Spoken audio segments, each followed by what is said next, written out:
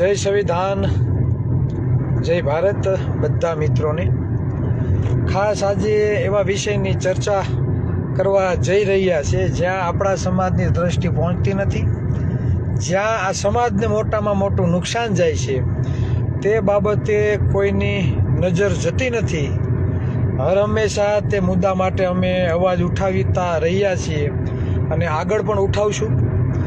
જે પણ મિત્રો લાઈવમાં આવે તો વધુમાં વધુ શેર કરવા વિનંતી. હાલ અમે જઈ રહ્યા છીએ સ્વ ધરતીબેનના ન્યાય માટે તારાપુર તાલુકાના એક ગામમાં. હાલ આજની 9:30 વાગ્યાની અમારી સભા છે, તો ત્યાં અમે જઈ રહ્યા છીએ.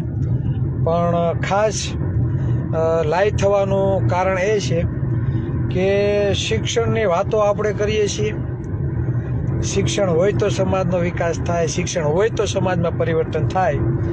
પણ જે મહત્ત્વની જીપીએસસી 1 અને 2ની જે નોકરીઓ છે તેમાં આપણને જે અન્યાય થાય છે તે બાજુ કોઈની દૃષ્ટિ જ નથી જાતી. ખરેખર જ્યાં અવાજ આપણે ઉઠાવવો જોઈએ, ખરેખર આપણી જ્યાં મૂળભૂત સમસ્યાઓ છે કેન પ્રકારે ષડયંત્ર કરીને સત્તાના જોરે સત્તા ઉપર કબજો કરીને ચોક્કસ સમુદાયના લોકોને જ્યારે ક્લાસ 1 અને 2 અધિકારીઓ બનાવવામાં આવે છે અને આ જ નોકરીઓમાં આપણે કઈ રીતે અન્યાય થાય છે તે બાબતે ચર્ચા કરવાની છે. પછી આપણે એમ કહીએ કે આપણા સમાજના યુવાનો યુવતીઓ માત્ર ને માત્ર ક્લાસ 3 અને 4માં જ નોકરી કરે છે અને પછી તેને જ્ઞાતિવાદનો ભોગ થવું પડે છે. આવી ઘણી બધી બાબતો ખાસ કરીને જે ગવર્મેન્ટ નોકરી કરતા હશે આપણા સમાજના યુવાનો યુવતીઓ તે ખરેખર જાતિવાદનો ભોગ બનતા હશે. અને તેનું મૂળ કારણ એ છે કે જે જગ્યાએ આપણે અન્યાય થાય છે તે બાબતે આપણી દ્રષ્ટિ જતી નથી અને સમાજને પણ આપણે વાસ્તવિક રીતે આપણે જાગૃત કરી શકતા નથી. ઘણા મિત્રો લાઈવમાં આવી ગયા છે, તો આપણે ચર્ચા કરીએ કે તારીખ 19/3/2025નું રિઝલ્ટ છે જીપીએસસીનું. બરાબર, કુલ 102 જગ્યા માટેનું આ રિઝલ્ટ છે. બરાબર, તેમાં ઇન્ટરવ્યૂ માટે જે બોલાવવામાં આવ્યા છે, બરાબર, તો 102 સીટો છે એટલે 70% લેખે આપણા 27 કેન્ડિડેટો ખરેખર નોકરીમાં લેવા જોઈએ. પણ ઇન્ટરવ્યૂમાં જે બોલાવવામાં આવ્યા છે તેની હું વાત કરું, તેમાં ઈડબ્લ્યુએસના 241 કેન્ડિડેટ બોલાવ્યા. કેટલા? મૌખિક ઇન્ટરવ્યૂ માટે.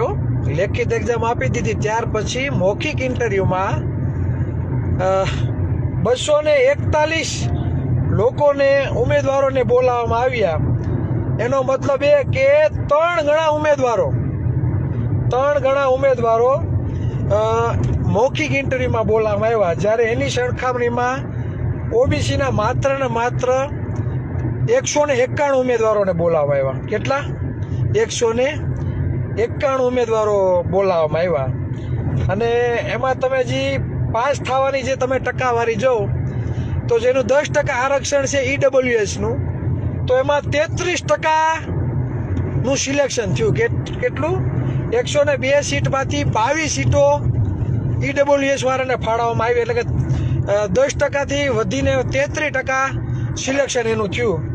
જ્યારે ઓબીસીનું બરાબર માત્ર 26%નું સિલેક્શન થયું છે, જ્યારે ઈડબ્લ્યુએસનું 2 ગણું 22% સિલેક્શન થઈ ગયું છે. હવે હું તમને એ કહું કે ઓબીસીના જે ઉમેદવારો હતા આ એક્ઝામ આપવામાં, જે ઓબીસીના ઉમેદવારો હતા અને લેખિતમાં જે માર્ક આવેલા છે, બરાબર, એને એવરેજ તમે જોવો ને તો 404. લેખિતમાં ઓબીસી સમાજના જે પણ ઉમેદવારો છે સૌથી વધારે લેખિતમાં માર્ક આવેલા છે અને એવરેજ તમે કાઢો તો 404 માર્ક છે. જ્યારે એમની સરખામણીમાં ઈડબ્લ્યુએસ વાળાને માત્ર 387ની એવરેજ છે લેખિતમાં, અને જનરલનું તમે જોવા જાઓ તો 383. લેખિતની વાત કરું છું. હવે જ્યારે ઇન્ટરવ્યુમાં ગુણ આપવાનો વારો આવ્યો, તો ઓબીસી સમાજના ઉમેદવારોને કેટલા ગુણ આપવામાં આવ્યા ખબર? સરેરાશ ખાલી 59.90. કેટલા? 59.90. જ્યારે ઈડબ્લ્યુએસ ના ઉમેદવારોને મૌખિક ઇન્ટરવ્યુમાં 75 ગુણ આપવામાં આવ્યા, 75.18 ગુણ. કેટલા ગુણનો તફાવત? 15. આ હું સરેરાશ જનરલ વાત કરું છું, સરેરાશ માર્કની વાત કરું, બરાબર. એટલે 15% માર્ક ઈડબ્લ્યુએસ વાળાને વધારે આપવામાં આવ્યા અને 10%ની જગ્યાએ એમની 20%, બરાબર, સિલેક્શન કરવામાં આવ્યું. જ્યારે ઓબીસીનું 27%ની જગ્યાએ તમારું માત્ર 26% સિલેક્શન કરવામાં આવ્યું. હવે આ છે ગૌણ સેવા આયોગ પસંદગીની જે સિલેક્શન કમિટી છે, જીપીએસસીની જે મૌખિક એક્ઝામ લેવામાં આવે છે, એમાં જે આ ષડયંત્રો થાય છે, બરાબર. ચોક્કસ જ્ઞાતિવાદી વાત કરી, આહિર, ભરવા, રબારી, હોય, હુતાર, મિસ્ત્રી, પ્રજાપતિ, ચૌધરી, ઓબી સમાજમાં 146 જ્ઞાતિઓ આવે છે. આ બધાને કઈ રીતે ક્લાસ 1 અને 2 અધિકારીમાં કાપવા, જીપીએસસીમાં કઈ રીતે આ લોકોને પાછળ ધકેલવા, આ મોટામાં મોટું ષડયંત્ર છે. આપણું ધ્યાન ત્યાંથી ભટકે તેના માટેના આ બધા ષડયંત્ર છે. એટલે જ આ તારાપુર જે આણંદ જે બનાવ બન્યો છે એની ઘટનાને પણ લાંબુ ખેંચવાનું કામ આ સરકાર કરી રહી છે. કેમ કે આપણે એમાં લઈને રાખીએ તાયા ન કર્યું તમારી ખાઈ જાય. આપણે આવી ઘટનાઓમાં આપણું ધ્યાન કેન્દ્રિત કરીએ. પેલા નવનીતભાઈનો બનાવ હતો, હવે આમાં જાય, બરાબર. નવનીતભાઈનો બનાવ હતો તો આ બધી જે પોલીસ એક્ઝામો હતી, બરાબર, એ બધી વહી ગઈ. આપણે બરાડા રાખ્યા, દોડના માર્ક કાઢી નાખ્યા, તા ષડયંત્રો કરી નાખ્યા. ગઈ એક્ઝામમાં ઊંચાઈમાં બધા સિલેક્ટ થઈ ગયા હતા, અને આ જગ્યાએ આ ખેલે ઊંચાઈમાં ઘણા બધાને કાઢી નાખ્યા. જ્યાં અન્યાય થાય છે ત્યાં તમારું ધ્યાન કેન્દ્રિત ના થાય, બરાબર. એટલે આવી ઘટનાઓને લાંબી ખેંચવામાં આવીએ છીએ. ને આપણે અક્કલમઠા, મને તો એવું લાગે, બરાબર. કોના વખાણ કરવા એમ? જ્યાં લડવાનું છે ત્યાં નથી લડવું. અને હોશિયારીની માં ફાડીને જે લડે છે એની સામે લડવા તમારે આવવું છે. જેને આ હક અધિકારો માટે જે અન્ય અત્યાચારો થાય છે તેના માટે ઓબીસી એસસી એસટી સમાજના જે પણ ધારાસભ્યોને, જે સાંસદોને આપણે મોકલ્યા છીએ રાજનીતિમાં, આગળ મોકલ્યા છે, તે તો કોઈ અવાજ ઉઠાવવાનું છે નહીં. શિક્ષકોની નોકરી ગઈ તો એમાં હિતાઈમાંથી 15% ભરતી કરી, 16% ભરતી કરી, 17% ભરતી કરી. તો આ ગુજરાત કોઈ બાપનું થોડુંક છે મજા આવે એમ ભરતી થાય છે? તમે ટેક્સ ચૂકવો છો, તમે સૌથી વધારે મત આપો છો, છતાં જો આપણે અન્યાય સહન કરીએ તો આપણે ક્યાંક ને ક્યાંક ગુલામી સ્વીકારી લીધી, આવું સાબિત થાય છે. જાગો. 90% સમાજને રાજકીય પક્ષો હારે કાંઈ લેવા દેવા નથી. સવારે ઉઠીને પક્ષોના, બરાબર, સભાઓમાં જવું, એના પાથરો જવાનું, માય મારવે એના રાજકીય પક્ષોને ભાઈ શું લેવા દેવા છે? વિરોધ પક્ષ અવાજ નથી ઉઠાવતો, સત્તા પક્ષ અન્યાય કરે છે, તો આપણે કરવાનું શું? બે હાથ જોડીને વિનંતી કરું છું સમાજને, 90% સમાજને રાજકીય પક્ષો હારે કાંઈ લેવા દેવા નથી. ભાજપ હોય, કોંગ્રેસ હોય, આ હલ્લે મારે જાય ભાઈ પાર્ટીને, શું લેવા દેવા છે આપણે? 1, 2, 3 શું લેવા દેવા ભાઈ આપણે? ખુલ્લે આમ વિરોધ પક્ષ આપણા માટે ન્યાયની ભીખ નથી માંગતો, આપણા માટે લડતું નથી, બરાબર. તો વિરોધ પક્ષનું શું કામ છે? ખુલ્લે આમ ન કર્યું તો ખવાય છે. ગામની સ્કૂલોને તાળા મારી દીધા, એટલી ભરતી થાય છે, બધામાં 27%, 15%, 14% અને 17% આવી ભરતી કરે. જ્યારે ઈડબ્લ્યુએસની 20% ભરતી કરે, ક્યાંક 33% ખાલી દે છે ભરતી. તો આ તો દેખીતો અન્યાય છે. બજેટ જો, બરાબર, તો બજેટમાં કઈ કોઈ જાતનો ભોજ્યો ભાઈ આપણો ભાવ પૂછતું નથી. આજે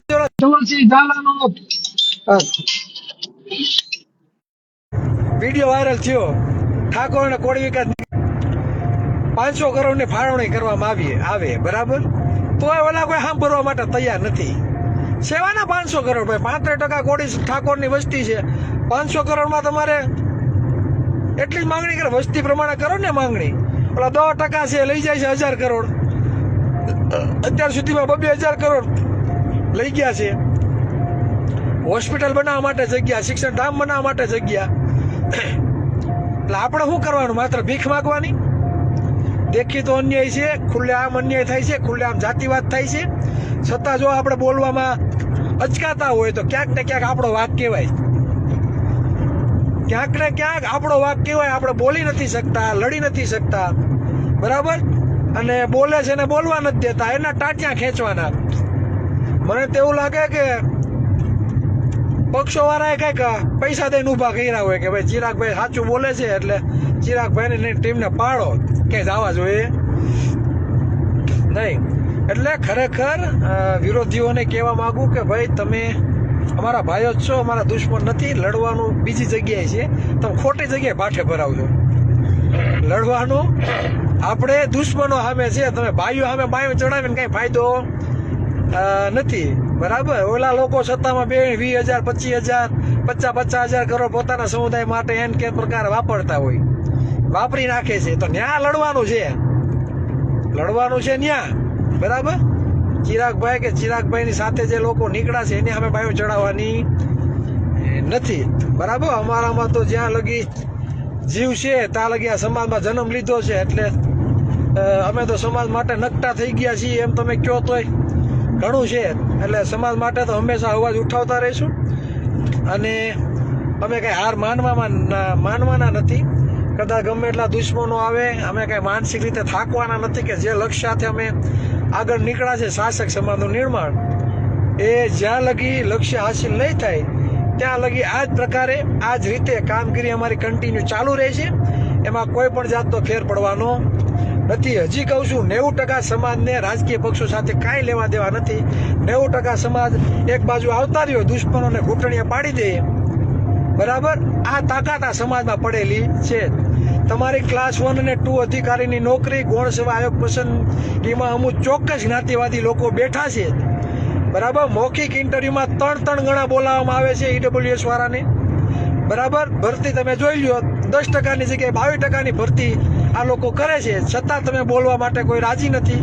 કેમ ગૌણ સેવા આયોગ પસંદગીમાં ઓબીસી એસસી એસટી સમાજના દીકરાને સિલેક્શન કમિટીમાં નથી લેતા?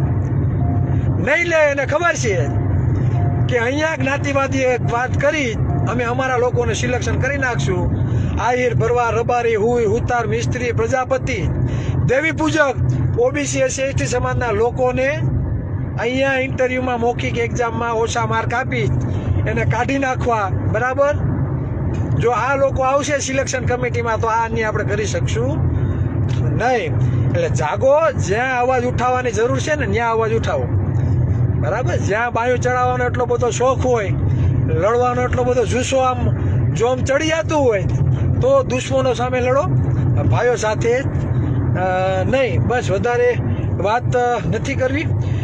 તારાપુર તાલુકાની આજુબાજુના ગામના જે પણ મિત્રો હોય તો અમે હમણાં 9:15 વાગે વલ્લી ગામ છે ત્યાં સ્વ ધરતીબેન અને સ્વ આરતીબેનના ન્યાય માટે, બરાબર, અમે એક સભાનું આયોજન કરેલું છે, તો અમે ત્યાં પણ પહોંચવાના છીએ. તો આજુબાજુ વિસ્તારના જે પણ મિત્રો હોય તો ત્યાં આવો, બરાબર. તો સાથે મળીએ અને ન્યાય માટેની આપણે લડતરીએ. બસ વધારે વાત નહીં કહેતા મારી વાતને વિરામ આપું છું. ફરી મળીશું. જય કોળી સમાજ, જય સંવિધાન.